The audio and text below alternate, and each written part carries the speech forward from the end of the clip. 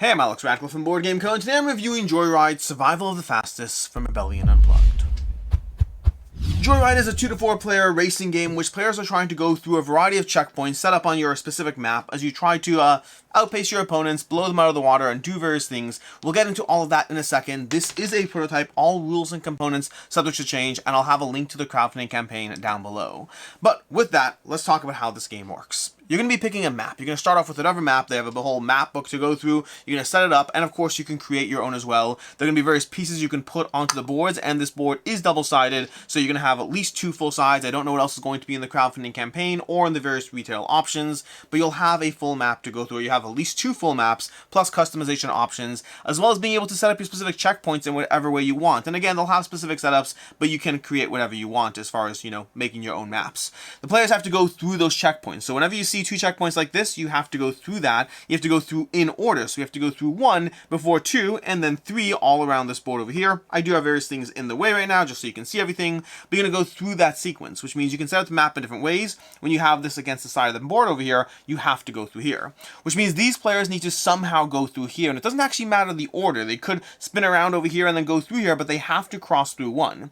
Once they cross through 1, whichever finagly way they manage to do it, again, they could go down here and around, they then have to cross through 2, and then some way or another they have to cross through 3 before crossing back to the finish line. The exact way you go through a checkpoint doesn't matter, whether you reverse, whether you come which direction, but you do have to go through 1, then 2, then 3, at which point you finish a lap. And there's 4 and 5 as well. There's more checkpoints. We just have a 3 checkpoint system. Then you finish the lap, and depending on the number of laps of the specific scenario you're playing, once you finish the last lap, that's going to determine who wins the game, and it's going to be an immediate win. There's no rounds, there's no that. As soon as a player finishes a lap, they're going to go ahead and finish. Now, speaking of, if immediately finishing, the person who goes first every round is based on your gear that you're in. So the higher your gear you're in, the more dice you're rolling, the faster you're going, but also the more potential for collisions, but you will go sooner that round. So if you are in higher gears, you have the possibility of crossing that finish line, and as soon as you cross the finish line, you immediately win the game.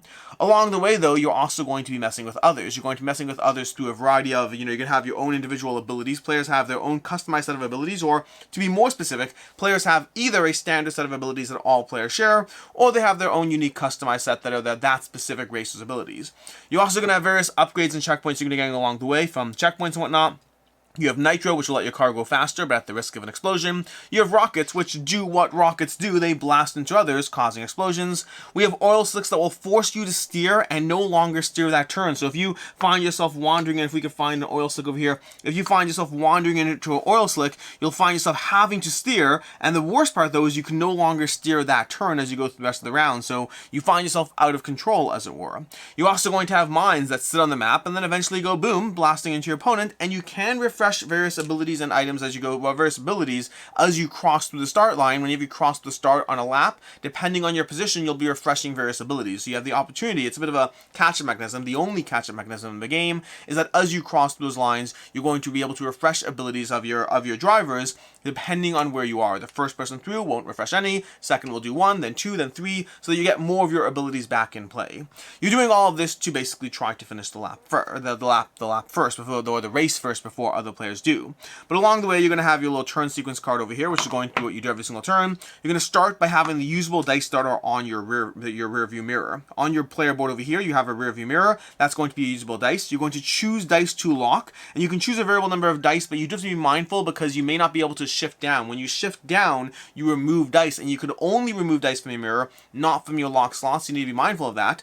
That's going to determine how fast you go in the round over here. So, for example, we go over there, 1, 2, 3, 4. Now you could steer in this round. So for example, maybe over here, I sit there and say, you know what? I actually want to go down this way. So I'm going to go ahead and steer 1, 2, 3, 4. But if you steer in the first part of the round, you cannot steer in the second part of the round. You're going to steer once per turn, but you have 2 movement phases. Your lock dice and then gearing up and then rolling dice. From there, you're going to shift up, which you can go up 1 gear and add a die, or you can go down a gear, or you can go down 2 gears in order to take damage. So you could go down 2 gears, which sometimes is going to be necessary necessary so you don't slam into a wall, but when you do so, you will take an extra damage, and you have to be mindful, there are limited spots where you can place damage on your spots. You can put them onto your lock dice, onto your 3 highest gears, so you always have gears 1 and 2 safe, as well as into the various spots where you would otherwise pick up items like, the nitro, rocket, oil slick, and mines. So taking damage in the game will hamper your ability, and as you place damage, eventually it will hamper your ability to go fast. You'll always be able to go at gears 1 or 2, but if the race isn't over soon, that may not be enough to have you win. From there, you're going to roll any unlocked dice. So you're going to go ahead, any unlocked dice that are available, you go ahead and roll those, and you'll be able to move that distance, and you may steer if you haven't already done so. So in this case, we already steered, so we can't steer again, but we might try to steer next round. The tricky part is, as you can see over here, if we're not careful, we might be hitting this wall, which means next turn, what we're effectively trying to do is we're going to return the dice to their mirror over here. We're going to return these. Next turn, we might try to assign just a single dice to be able to go 1, 2, and then hopefully steer into going that way without going too far. But we roll those, and we roll 3, which is not the worst. 1, 2, 3 over here, which means we're going to try to steer this way. I'm in a bit of a tricky situation, trying to ensure that I cross through the checkpoint without ramming into things. But again, that's where the strategy of the game comes in. You're trying to ensure you can get through the race while trying to get items, while trying to use your abilities, trying to go as fast as you can, but the faster you go, the less control you have over taking those corners and getting where you need to be without ramming into walls and taking damage. There's a lot of things that can happen along the way. In addition to the damage, in addition to the oil slicks and all those stuff, you're also going to have hitting other players' cars, which is a big part of the fun of the game. Because when you ram into a player's car, different things can happen depending on where you go. If you just ram into them from behind, so if let's say I'm moving 4, let's say I'm moving 4 over here, I'd go 1, 2, and because I ram into their car, I just go 1 more. It takes 2 of my movement to be able to continue to move them, but thematically, I'm just hit them and I continue to use my force to push them along the way. That part works fine. If they're going at exact reverse direction, if I ram into them this way, then they get to choose exactly whether they try to reverse and I move that way, or whether they cause a collision. Alternatively, one of the favorite parts over here is when you're going this way over here, you'll hit their car, but you'll push it out of the way, which slides them out of the way entirely. So you're going to knock players' cars. When you hit them at an angle, you'll effectively be knocking their car in a different way, so that a player who was all primed and prepped to go this way, let's take the situation over here. Let's try to paint this picture over here right now. You have a player who's prepped to start their turn and be able to turn so they can get down over there, which would be great. But if you slam into them, well, this is actually not as fun because, you slam into them a little bit, so they start going that way. It didn't actually hurt them that much, but depending on the situation, you'll be knocking players' cars in ways that completely mess up their plans and their turns and what they're doing, depending on how you knock into them as you're trying to accomplish your goals. That's basically how you play Joyride. You go through the sequence over here, you have usable dice in the mirror, you lock dice, you move that distance, you may steer, you may not reverse, you may only reverse on the lowest gear, you can see that R over here. Also, if you're in second gear, you can go ahead and steer twice, so you have more flexibility as far as steering on that second gear over here. Then you can shift up or shift down 2 gears, which might be necessary, but it comes at the cost of damage. You roll unlock dice, move that distance, you may steer if you have not already done so, or if you're in gear 2, and you may reverse if you're in gear 1, and then you go ahead and return used dice to your mirror and assign any damage throughout the round. That is how you play Joyride. You try to go through, complete a number of laps, get your various items, use your own driver abilities, use the various upgrades you pick up along the way, try not to damage things too badly. Actually, it doesn't really matter as long as you win. Damage yourself as badly as you want to, as long as you can win, and that's how you play, which brings us to a review starting off with ease of play.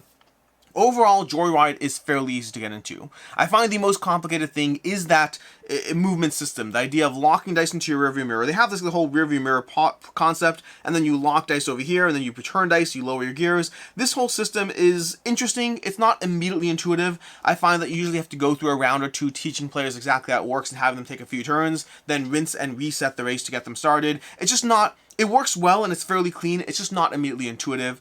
Past that, if you've played any racing games, this has a lot of basic mechanics at play. Again, some things like, how each collision works, you have to know how, a front-facing collision works, a rear collision, a side collision. There are things to know in this game, but the basic idea is managing your gears, rolling dice, moving that much, being mindful of how you steer and how you, move into a space that you're steering into as like the back of the car following the front effectively, going through the checkpoints in whatever direction you want, but the order you need to go through. So overall, it's a pretty intuitive system with some degrees of things you have to be mindful of. Games vary drastically in terms of length depending on what setup you're playing, or the player count or the number of laps you're playing. So you can knock out a game of Joyride in half an hour, or you can knock out a game in 2 hours, depending very heavily on all those various factors. So it has that wide range of play times depending on what you're looking for. As far as what I like, don't like, and can see others not liking, starting off with the checkpoint system makes for easy map adjustments and creation. You can use the preset maps that they give you, you can create what you want, you can use the various, there's only like one piece on this particular map over here, this is the starting map setup they have, but there's a bunch of tokens in the box, so you can go ahead and place them on the map, create your own things. You have fun little alleyways like this over here, where if you can go down here, you actually have a much more effective thing, but you have to line yourself up perfectly in order to do that, which is a little bit more tricky. So can you do that? And the more you create these maps, the more you throw things into stuff like that, you can have fun situations where now you have to get past this checkpoint over here, but you know, this little single piece on the board completely changes how you have to approach this map, because now you have to come back up over here and exactly turn at their exact angle. And meanwhile, if somebody comes ramming into you, over here, they send you spiraling out of control. Once you can't hit something else, you're going to take damage from a collision instead. So you have all these small little factors as far as how easily you can tweak things, tweak those little lever points to completely change the map you're playing as, again, either within their own rules or just making whatever you want for the sake of whatever degree of chaos you're going for. You can add more or less checkpoints that completely change the way you have to go through the game. You know, looping around over here, looping back there. You can have a whole system that really takes the single map. I mean, just putting a single checkpoint over here, like from here to, I can't find a good throw this over here, throw a checkpoint 2 over here, and suddenly you have to go through 1 and 2 and then back to 3. These small little things can completely change the way you approach a map, which is a lot of customization and flexibility without having to worry excessively about balance. The balance is that all players have to do the same thing, and it's just going to introduce more chaos and confusion. So it's easy, like start with the starter maps, but you can mess with things as much as you want as you go through it. There's also minimal of a catch-up mechanic in the game, especially if you're playing a one-lap race, which I appreciate. One of the things I've always had a bit of a problem with about racing games, and I think something that Joyride kind of half addresses. Well, one of the problems I have with racing games a lot is that if you don't have a good catch-up mechanic in play, then you're not even playing the same game. I'm so far ahead of you because I had a few good turns, and now I'm just going to rush ahead the rest of the time, and you're not going to have a good time. But if the catch-up mechanic is too large, then effectively I'm not rewarded for playing well at any point, and we always have to be in close quarters in order for it to be an enjoyable time. Joyride addresses that in two ways. It does give a catch-up mechanic, but I don't find it's too strong. It's just enough of a reward that, sure, you get something extra, but not too strong. And also the way you're constantly turning and weaving in and out of this map and board over here does mean you can still be in each other's presence very easily while still being at very different places in the race. You could have a player trying to go through checkpoint 3 that's only like 2 steps away from someone going through checkpoint 1 just because of how the map is set up. And so if you have things like rockets or mines or things like that in play, you could still have players feeling like they're in the same map even if you are several things behind me because you just didn't work out that way. It still feels a bit more invested compared to a full standard loop you'd have in a map. So I feel the catch mechanism and problems that are there are less present in Joyride.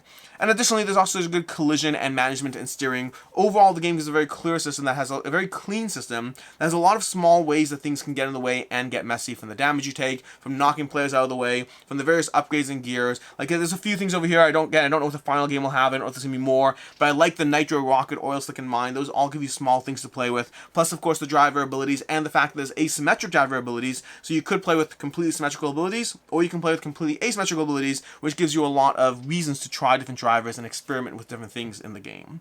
As far as what I don't like in the game, I mentioned already the movement system is a bit unintuitive. The other thing I'll say is not really a complaint against Joyride in and of itself, but I'll say that over the past few years, I've played more and more of these racing and fighting combat games at the same time that have a degree of both in them, and it has been harder for certain systems to stand out. And we'll talk more about this in final thoughts. Let's save more of that for final thoughts. I don't have a lot of complaints in and of itself against Joyride. I find the system to be pretty clean. Some degrees of the system aren't as intuitive, but overall, it just works well.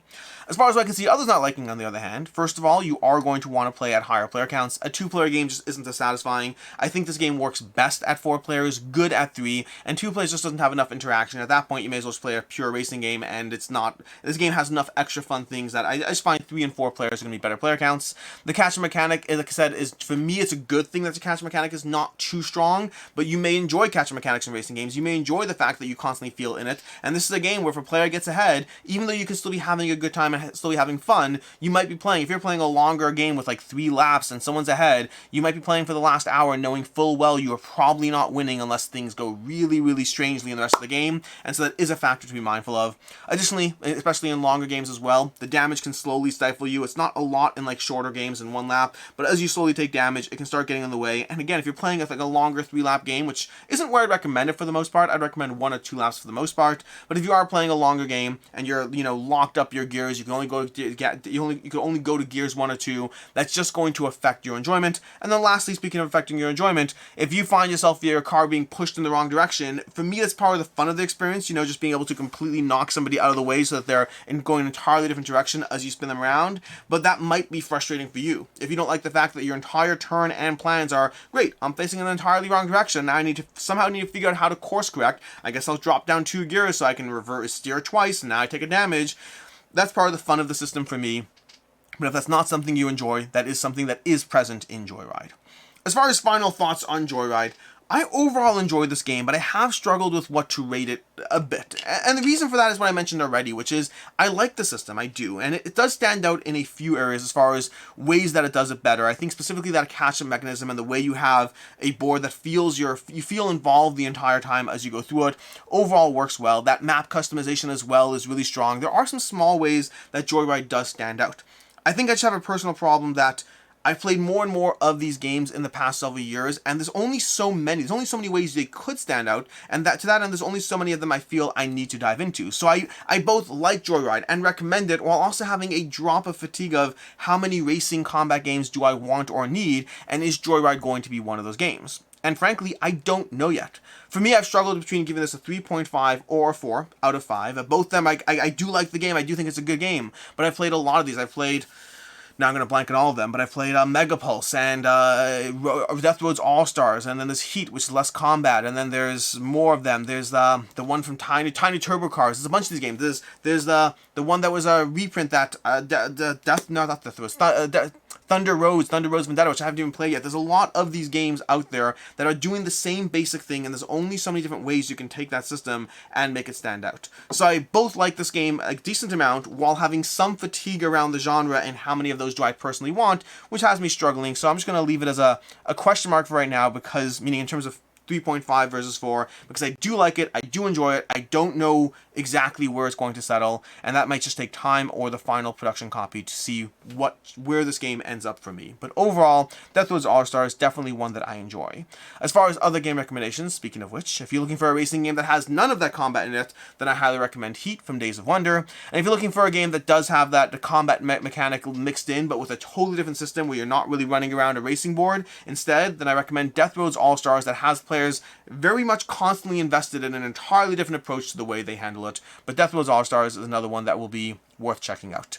In any case, and until next time, I'm Alex Radcliffe from Board Game Co. I hope you enjoyed this video, and as always, I hope you have a good one.